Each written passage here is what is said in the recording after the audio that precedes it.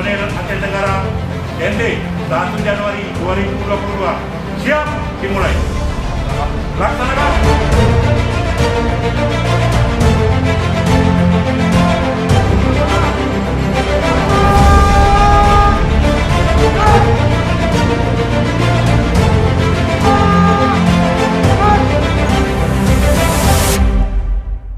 Kepala Kepolisian Resor Aceh Tenggara, AKBP Bramanti Agus Suyono SHSIK MH, memimpin upacara dan menerima laporan Korps Kenaikan Pangkat 57 personil Polres Aceh Tenggara.